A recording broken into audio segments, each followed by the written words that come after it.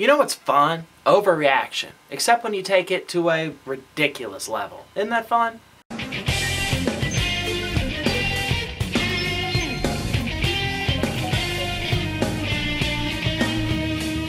Now, if anybody's been paying attention to the news around Virginia and that area, you might have heard about an incident that happened with ABC enforcement agents and a young woman who bought a case of sparkling water.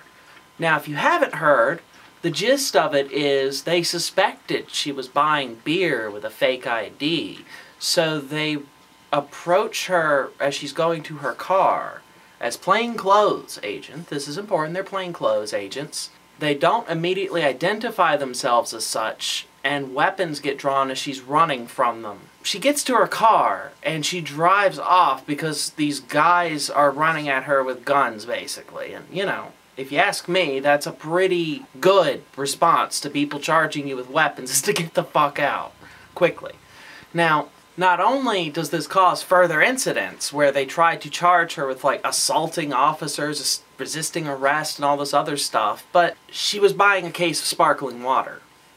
I think that's the important thing to note here. Not only did they overreact to the crime in question, but there was no crime even committed.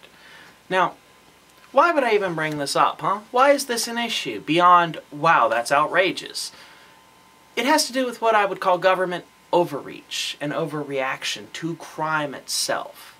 Now, there's an idea, it's an old one, that the punishment should fit the crime, right? Now, what about buying booze illegally warrants multiple armed officers taking you down? Who's actually getting hurt here? Let's think about this just for a moment. It's not like she was going to buy a case of booze to crack open the bottles and start cutting people. That was not in this scenario. It's not like if she fed this booze to 6-year-old kids, they were just going to die. Where was the harm here that necessitated an armed intervention by multiple officers?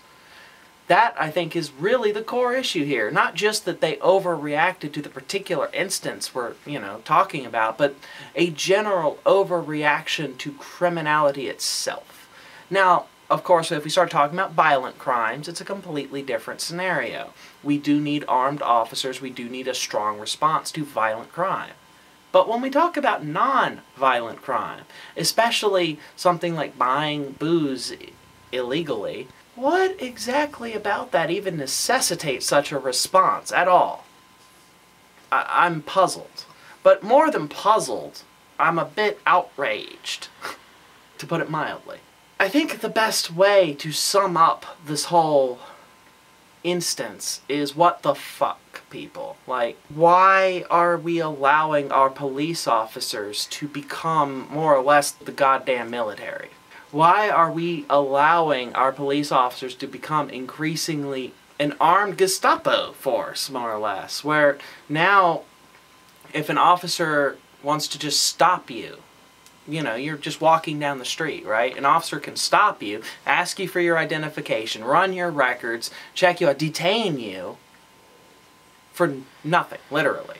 Now, mind you, this has happened to me personally, where I was walking to the store from my house and an officer pulled over, questioned me at length for something. I was never even clear as to the probable cause or reasonable suspicion or whatever have you as to why this could even happen. But it's legal. And in fact, you must have your identification to present to them. Let's all ask ourselves here, how much power do the police really need to deal with things that aren't violent or even criminal? Should they have the authority to act this way? And not just this one instance of where ABC officers flipped their shit over something that didn't even really happen. But in general, what is our police force becoming? And are we comfortable with this? Are we okay with what our police are becoming? Which is, in essence, a militarized force. They're talking about, police officers deploying drones now. This is a big discussion. Should the police be using drones to enforce speed limits and such? And what? Holy shit, no. So my first response is, well, do we need this? No. Is this a ridiculous government overreach? Yes. But more importantly, is this a slippery slope? I would say so. Where the more power we give these officers, the more power they're going to want in the future.